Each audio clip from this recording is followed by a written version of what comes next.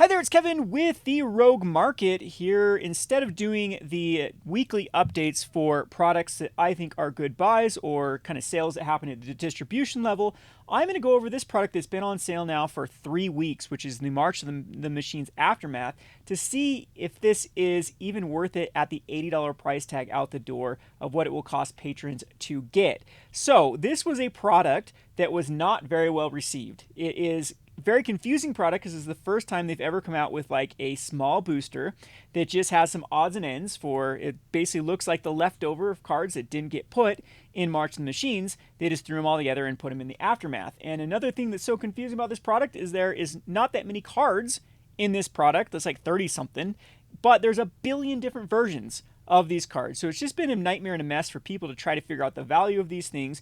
Like I mentioned, it was not well received. It was a set that is just sat at the distributions and rotted, and we don't even know where the floor of this is, if $80 is even a good deal. So if we check out over on TCG Player, these are currently going for 95 bucks with only a few selling per day. So if we actually look at the sales history, you can see 1 sold on Sunday, 2 sold on Saturday, 4 sold on Friday, Thursday a couple. So I mean, they do move this, but you can see that the price has been collapsing now for quite a while now, up to 111 there a few months ago. Like a month ago, they were 125 at one point, and they're all the way down to 95. And as I mentioned, when one distributor has these suckers blown out for 80 bucks, I'm sure that some of these sellers here on TCG Player are going to get restocked on them, because I think it's profitable even at 95 to, buy them from the distributor for 80 bucks and sell them. So this is going to be a little bit of a thought experiment to see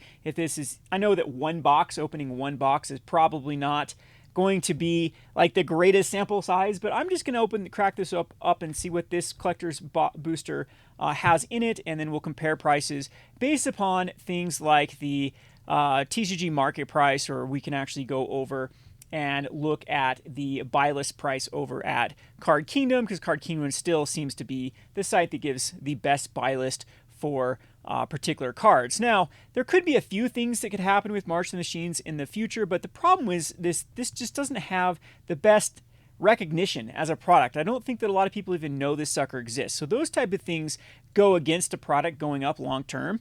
There is some exceptions to the rules, like Double Feature did go up pretty good after everyone rejected that product, and then all of a sudden people wanted the singles for set collections and whatnot. And I actually think the Double Feature is one of the better products out of that era, just because of how miserable it was, how it didn't sell, and the print run of that actually didn't seem to be as great as people expected. Now this sucker though does seem to have a massive print run, because as I mentioned, I've been ordering cases of these suckers for patrons.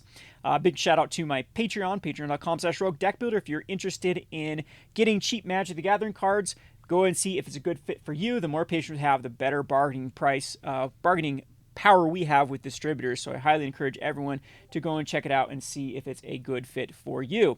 Anyway, the collector's boosters, I've been ordering these like crazy, and the distributor is still offering them at the $80 price tag. And it's a very interesting price tag. I think that's where we're going in this day in Magic the Gathering, is instead of trying to, pay the FOMO prices for the latest products, just wait until some of these that Wizards, I swear every product they just print like crazy and then start throwing darts to the board, and whichever one sticks is great. I think that's their new, I disagree with it wholeheartedly. I think they're killing their brand, and I think they're killing their collectability and the future of people having any sort of faith in this product, holding any sort of value, which every one of us, even if you say you just want to buy cheap singles, everyone still values their collection and values the collectability of this card game. So if they just continue to do this with every product and just print, and I think that's their strategies, because this collector's booster box probably doesn't even come near costing them 80 bucks to print. So if they're, selling this to distributors, if distributors get some sort of sweetheart deal from Wizards for like 70 bucks and they sell it for 80 bucks and make a profit off of it,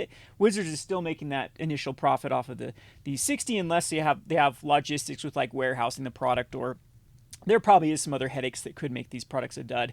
But as I mentioned before, if they're making profit margin on something like this starter deck, which is absolutely more ink, more paper, more weight than this, and they can sell these to distributors for probably like $8, and the distributors sell it to stores for 12. And at one point, these were even going for cheaper.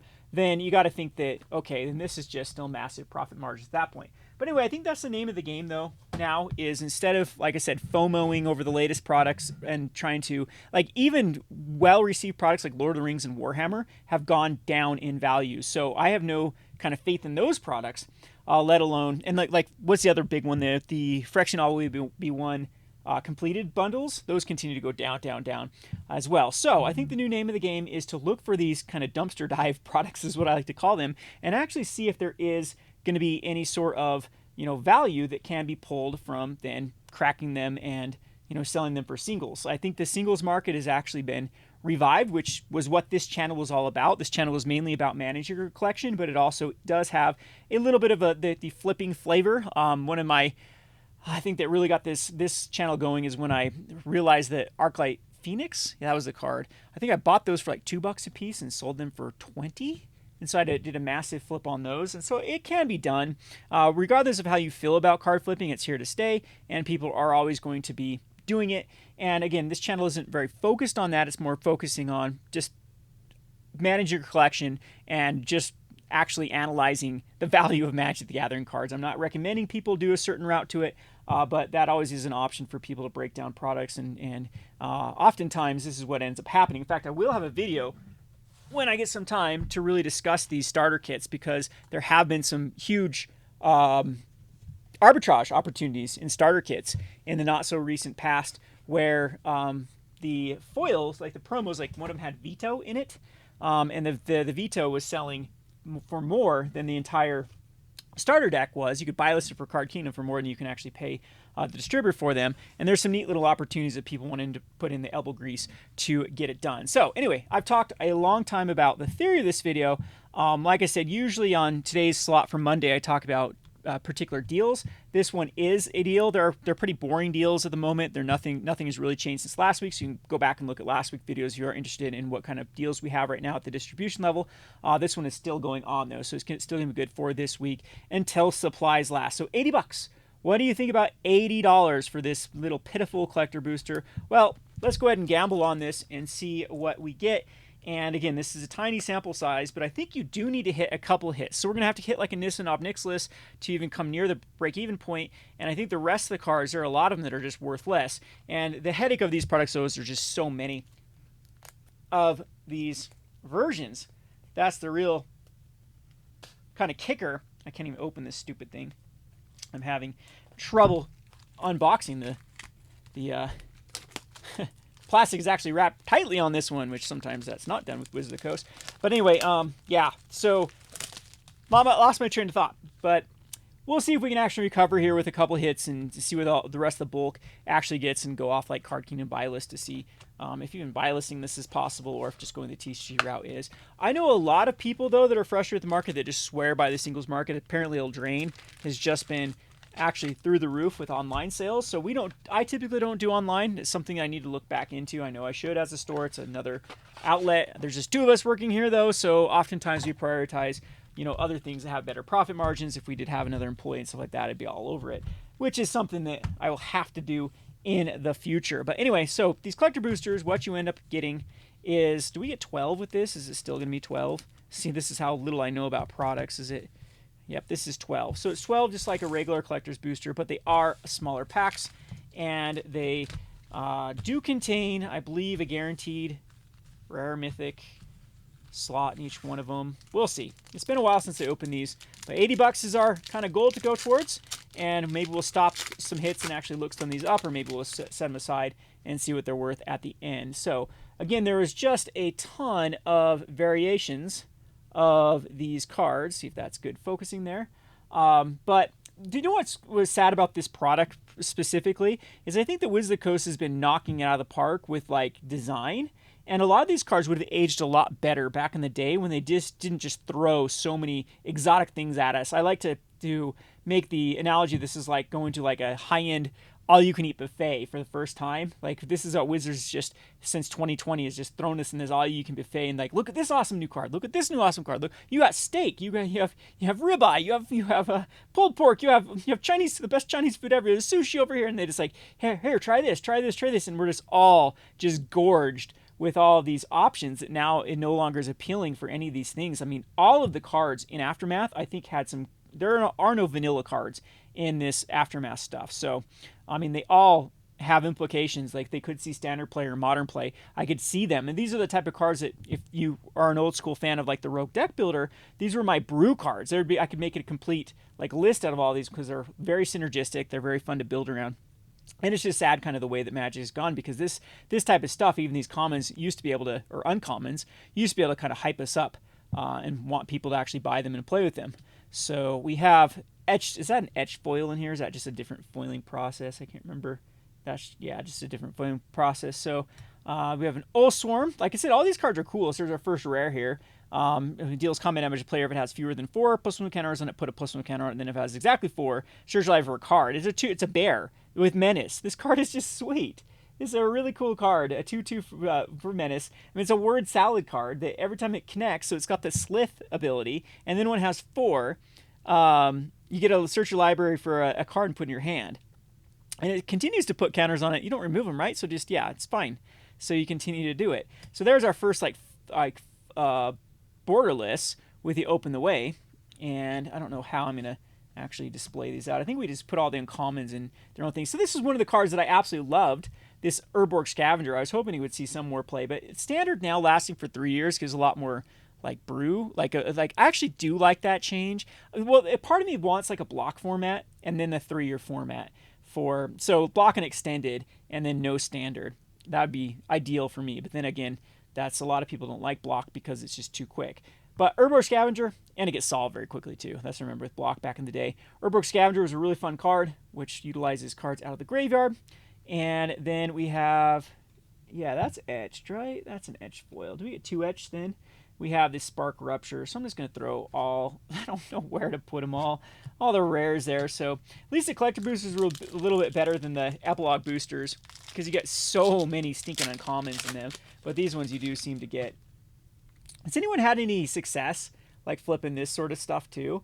Like, there are some weird times I've seen these double-faced tokens go for like $1 or $2, and then even in buy lists, which is crazy. So we have the Feast of the Victorious Dread. Am I too zoomed in here? I'm not even sure if I'm too zoomed in. I am such a noob at this. There's the Feast of the Victorious Dread, which is an uncommon. So it looks like we have 2 uncommon slots here, and etched in a, I think these are still etched, or this is like its own little foiling process. And then we have the Showcase foil, and then we have the Spark Rupture, and the Vesuvian Drifter as a borderless foil. So we had a borderless foil this time. Okay, so there we got this Halo foiling. Is this Halo foiling? I think this is Halo foiling with Niv-Mizzet Supreme. So that one might be a hit, not even sure at this point. And then we have the Nashi Moon's Legacy. So it seems like you get, this was not like a Halo foiling. This was just a regular foiling in this process. But you do get an etched in every, like this etched foiling with the rare slot. And okay, so let's see what we're, guess I could be checking these prices as I go if I was really good at editing and while I'm going. See, okay, so this looks like another, is this another Halo foiling right off the bat? What do they call this particular foiling? Or is this just the Showcase one of this? Because it seems like this is a little more foily. I'm going to, let's put that aside there. And the Coppercoat Vanguard for an uncommon. All right, so we hit our first Nissa. So this is going to be worth money here. So we're already off to a good start with this particular pack. And then we have a full art.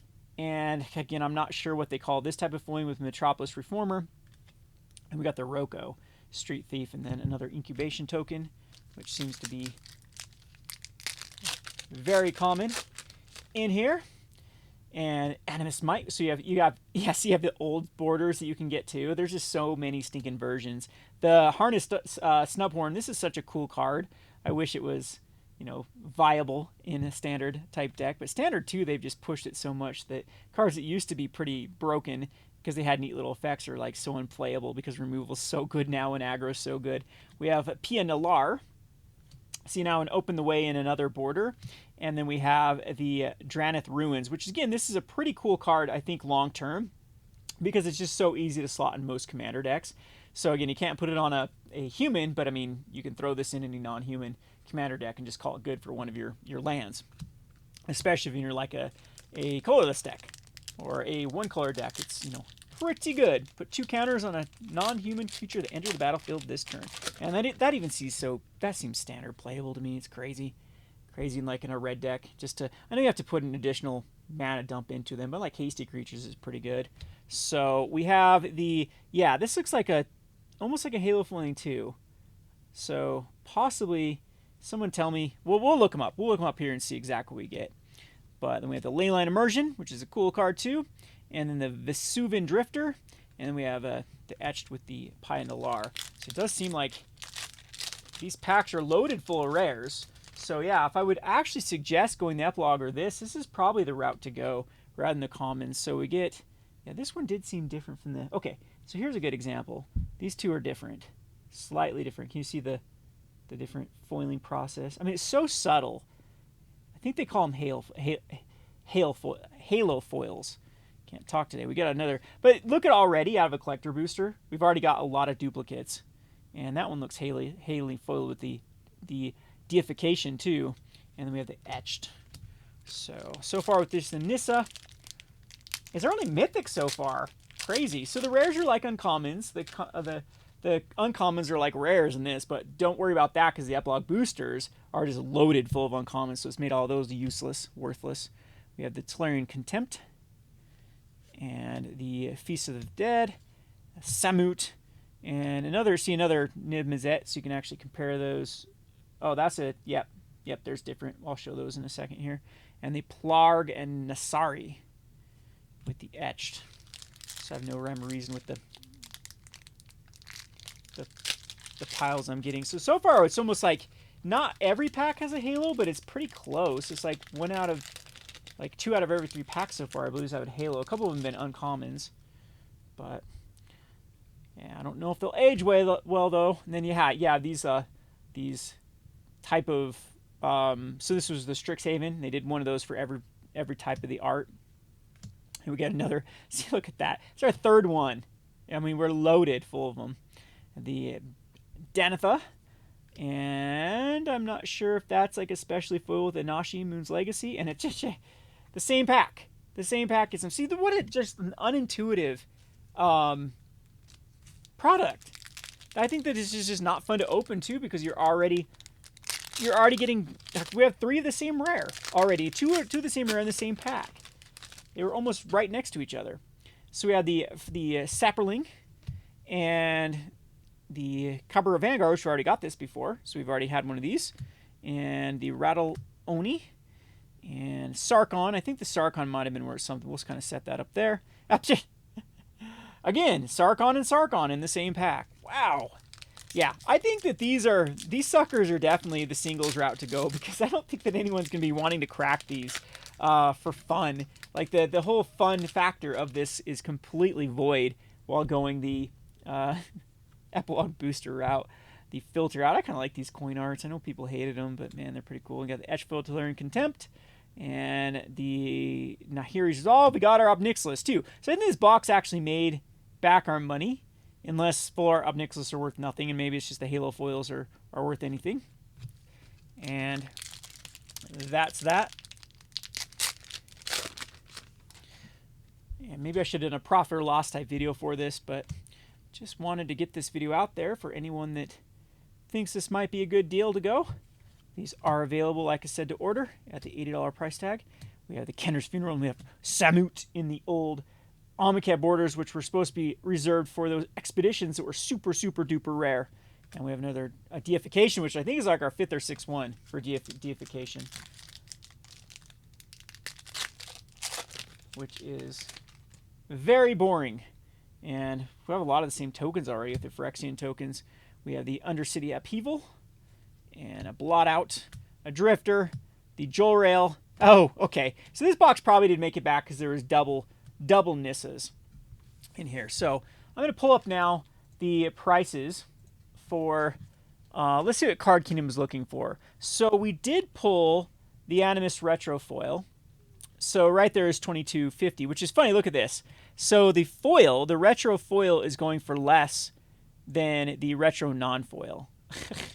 So I wonder if this is actually more common because it's easier to get in the collectors. So if you go over to TCG Player, it looks like the retro frame, man, Card Kingdom is given a very, they're paying $29 and it's going for way less than that on TCG Player. Let's see if the foils, no, okay, so it looks like the non-foils are going for 20. What do people, like, there's just like arbitrage right now just in the market with going over to, yeah, so Card Kingdom is wanting 14 of these for 29, and he can literally come and buy them for 22 shipped and just swap that into money for card. Is it really, has the market become this lazy that this sort of arbitrage game is like is doable just using TCG Player and Card Kingdom? Like, there was a time period where that was something that could work, but it typically never did because the buy lists on TCG Player would actually start to match or come a little bit close to Card Kingdom, and then inevitably these would just go up because, you know, people just buy list them rather than listing them. But there's a whole page here that's under that Card Kingdom buy list. If I'm looking at the right, like we're looking at the same card, right? Nissa Resurgent Retro Frame, and we got the Retro Frame. Nissa Resurgent wants 14 of them, wants a bunch at $22.50. So I guess Card Kingdom is just selling them they're selling them quickly. And does this have a foil version? I'm not even seeing where we can put foiling process on here. I think we'd probably have to just find the foiling for the Nissa Resurgent Animist. Yeah, I'd have to figure it out. So there's the Animist etched foil, and we did not get an etched foil. We got the normal foil too. So the normal foil looks like it's going for 21, and looks like the normal foil Card Kingdom is buying it for like 16.50. So that's when we pulled that's etched. Pulled the normal. Where is the normal? Now I've seen it with Card Kingdom wanting to buy just the normal. Like I said, look at what a headache this is. Look at this, the time consuming it takes just to go and match this. Where it's like, okay, well I got this one.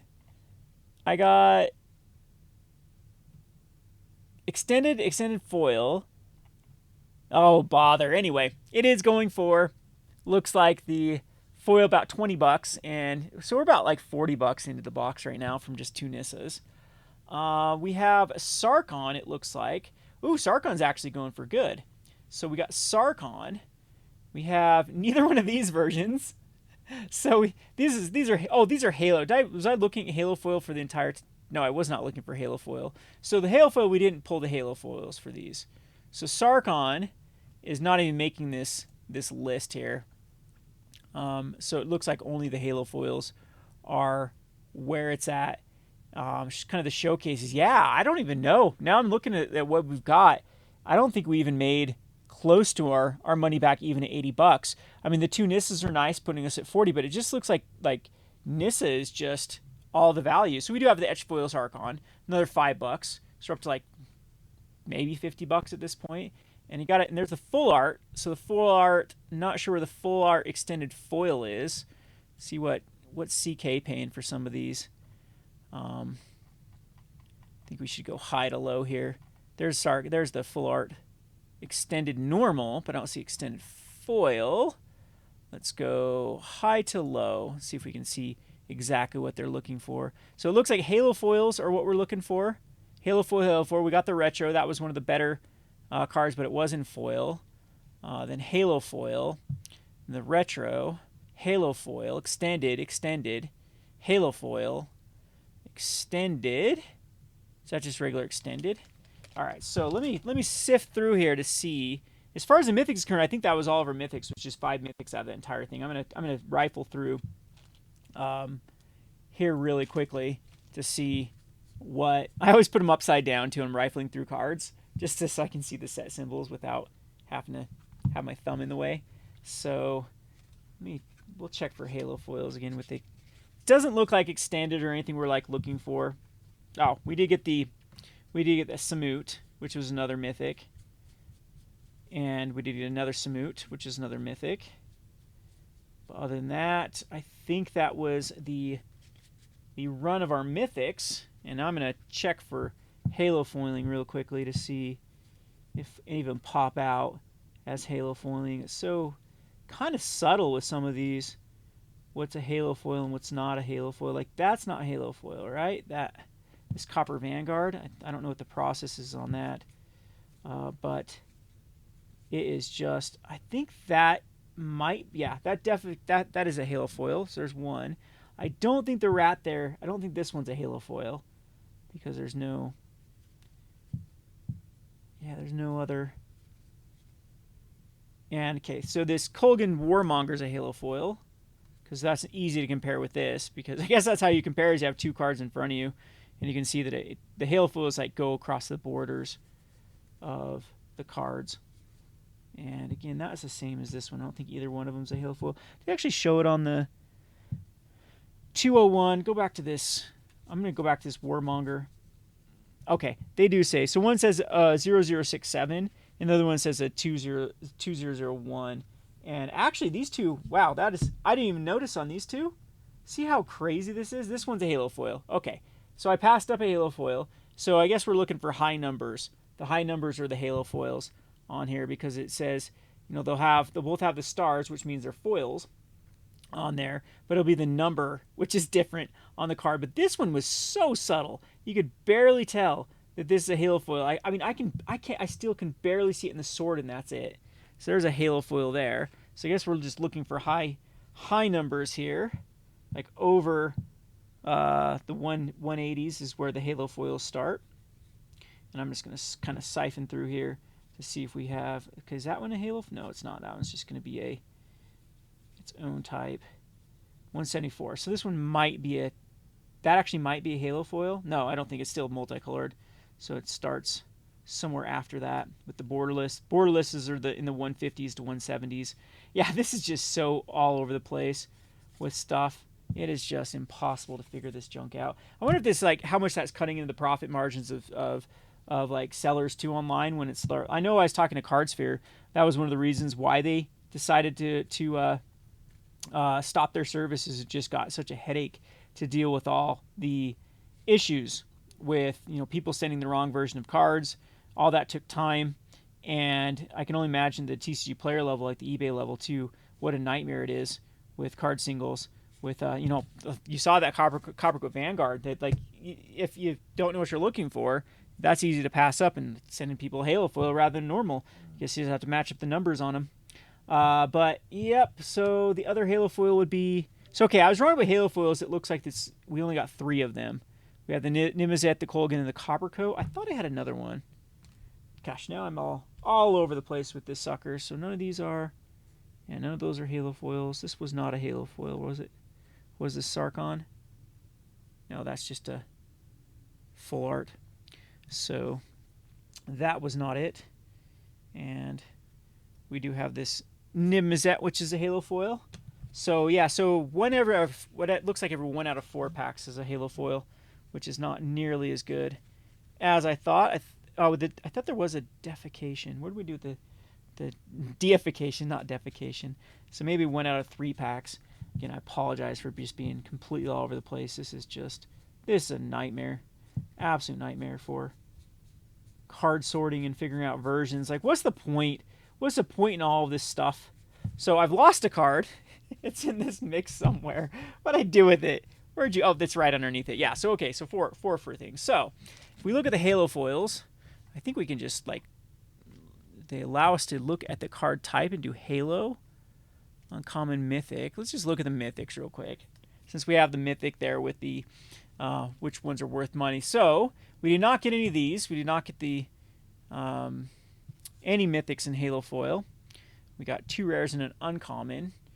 So that's no good. So let's look at the uncommons, see if the uncommons will probably have halo foils right off the top of which ones are worth money. I guess it'd be easier if I just actually kind of search stuff. But it does look like, yeah, okay, these are not worth much at all. So the halo foil for this is $350. Actually, I don't have the. You guys are probably like, look, and Kevin doesn't have the window open. So we have the halo foils were $350 for this one. We have the Kolgan which might be, did we miss out big time? It doesn't even show up here on the Halo foil, so it's probably not worth anything. Yep, Halo foil, 50 cents for the Kolgan Warmonger, which is actually kind of a cool card for revealing dragons. And if we scroll back over to rares, looks like Training Ground is worth money, and Niv Mizzet is nowhere to be found. It's like $4 there. So I think if we're adding in a bunch of our $4 cards, there's like we've seen like 5 of them already, so that's another $20. So we're like looking at $60 here. The Obnixilis full art was like $9, so 70-ish bucks. Probably with all the bulk, we probably do break even. There's a deification right there, about $5. So it looks like we do. But look at the how it's crashed the price of like even things like Training Ground. We've not even opened up a Training Ground. It's so crazy how we got like 4 of certain cards and not 1 Training Ground. Did get both the hits with Obnixilis and the Nissa though. But yeah, what a weird, confusing product. So that's just the state of Magic the Gathering. That's kind of what I've been whining about this entire time with all the deals that are going around. It's just, man, it's just so confusing. There's just so much glut of product out there that I think this is the new name of the game. Is it might just be easier to break stuff instead of trying to rely on one purchase every couple days for the sealed product, that we're headed into like a singles market. And the last time this did happen was the Amonkhet era. I remember this quite clearly. The sealed market was just absolutely abysmal because there were just too many stores and shops looking for the easy buck, where it's just, okay, we'll take this package and sell it. And it just too competitive at that point, and Wizard of the Coast just continued to pump stuff out. And the single prices actually didn't make sense to break it down for a while, so people were still going the sealed, and then it just got flipped on its head to where all of a sudden it is now profitable to really break these down. But I think that you'd have to really rely on even selling like these cards that are around 50 cents. That is the other good thing that I do like about this product is I don't think that anything is dead. Like a lot of 2, 3, like I guess we get out of the Halo stuff. There's a lot of like 50-cent cards that are actually 50 cents. They're not, you don't have a bunch of these, like fan through these. Like none of these cards are absolute trash. Like they all see play somewhere. They didn't put the Colossal Dreadmaw type cards in there. All of these are interesting and have some sort of playability somewhere in Commander. So for that reason, I think that these will age well. Like I was surprised off Nixilis because this was such a hot card for a while in Commander. And it just goes to show you that the volume of this is just super high. But again, long term, if we can get a market, that's the $1 million question. If we can ever get a market that can actually start to absorb this stuff, then I am very bullish of this time period with a lot of the singles that exist. I actually don't know if sealed's ever going to recoup though. That's the issue. Typically speaking, the old rule of thumbs was that if a set ever become crackable, EV-wise, that the sealed would always outperform the expected value you'd get out of a set. And now we're actually seeing that being turned on its head, where cracking and actually, as I mentioned, putting the kind of elbow grease into it to doing the work of finding the singles and being able to list these properly might be the better route to go than actually keeping these singles. So that's kind of my verdict. Again, it was just one box. We got very lucky with 2 Nissas. I don't expect that to be reciprocated here because we actually missed a lot of mythics, possible mythics, because how many different types of mythics are there in this set? As I pull it back up one more time see what we missed as far as mythic wise. We missed Calyx. Looks like we got Nahiri somewhere in this. Didn't we get a Nahiri somewhere? Maybe the Nahiri is worth something. There's not a lot of mythics. There's Kiora, Calyx, Karn. We got Samut. Yeah, I guess that's it. And then Tavar. So all the mythics are. I guess there's a lowest price missed $1 from Kiora.